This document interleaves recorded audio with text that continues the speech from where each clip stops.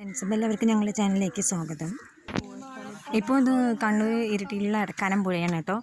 അപ്പോൾ ഇത് നിങ്ങൾ കണ്ടില്ലേ, ഇത് വറ്റി വരണ്ടിട്ടാണ് കിടക്കുന്നത്. അപ്പോൾ ഇവിടെ ഒരു ബോർഡൊക്കെ ഉണ്ട്, ഇരിട്ടി നഗരസഭയുടെയാണ്. ജലാശയങ്ങൾ അനുമതി കൂടാതെ ഇറങ്ങുകയോ കുളിക്കുകയോ ചെയ്യാൻ പാടില്ല എന്നൊക്കെ പറഞ്ഞൊരു ബോർഡൊക്കെ ഉണ്ട്.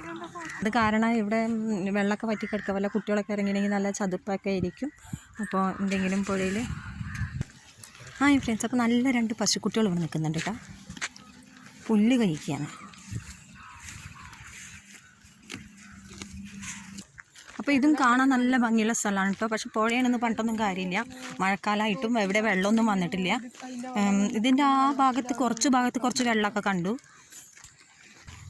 പുഴ എന്നൊക്കെ പറഞ്ഞപ്പോൾ നല്ല പ്രതീക്ഷയോട് കൂടിയിട്ടാണ് ഞങ്ങൾ ഇങ്ങോട്ട് വന്നത് കേട്ടോ. പക്ഷെ പുഴയൊന്നും കാണുന്നില്ല, വെള്ളവും കാണുന്നില്ല. എടക്കാനം പുഴ എന്നാണ് പറഞ്ഞത്. പക്ഷേ ഇത് ഒരു പുഴയുടെ ഇതൊന്നും എനിക്ക് തോന്നുന്നില്ല, അതാ കാണുന്നില്ലേ. പക്ഷെ കുറേ ആളുകളൊക്കെ വന്നിട്ടുണ്ട്, അവരെന്തേപോലെ പ്രതീക്ഷയോടു കൂടി വന്നതായിരിക്കും. പക്ഷെ വെള്ളം ഉണ്ടെങ്കിലും ഇല്ലെങ്കിലും കാണാൻ നല്ല ഭംഗിയുള്ളൊരു അന്തരീക്ഷമാണ്. കാണുന്നില്ല, നല്ല പ്രകൃതി ഭംഗി. അപ്പോൾ നമുക്ക് നല്ല മഴക്കാറുണ്ട്, നല്ല മേഘമുണ്ട്, കാണുന്നില്ലേ ആകാശത്ത്.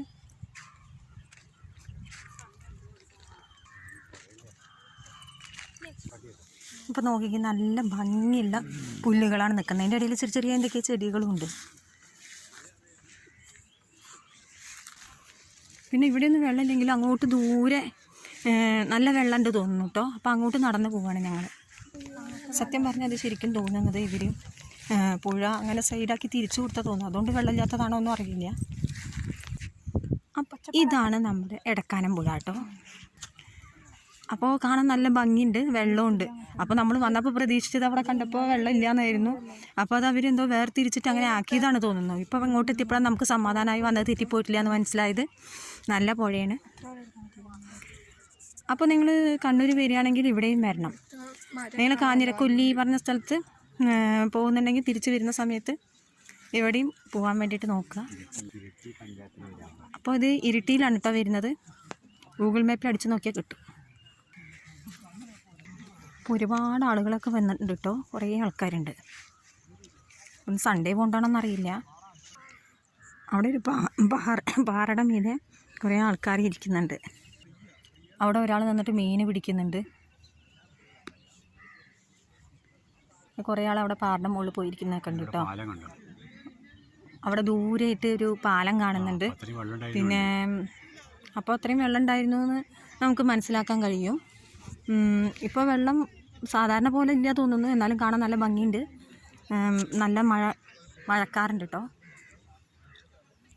അപ്പോൾ മേഘവും അതിന് താഴെ മരവും മരങ്ങളോട് അടുത്തിട്ടൊരു പുഴയും ഒക്കെ കാണുമ്പോൾ നല്ല ഭംഗിയില്ലേ.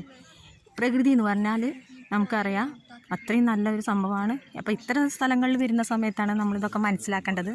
അപ്പോൾ പ്രകൃതിരമണീയമായ ഇത്തരം സ്ഥലങ്ങൾ എപ്പോഴും സംരക്ഷിക്കാൻ വേണ്ടി നോക്കുക, മരങ്ങളൊന്നും വെട്ടി നശിപ്പിക്കാതിരിക്കുക. അപ്പോൾ കാണുന്നില്ല മരങ്ങളുടെ ഭംഗി. അപ്പോൾ അവിടെ കുറേ മരങ്ങൾ കാണാൻ നിങ്ങൾക്ക് കഴിയുന്നില്ല, നല്ല ഭംഗി. അതിൻ്റെ പിന്നിലായിട്ട് വേറെ തരം മരങ്ങളുണ്ട്. അങ്ങനെ ഒരു നല്ല ഭംഗിയുണ്ട് കാണാൻ.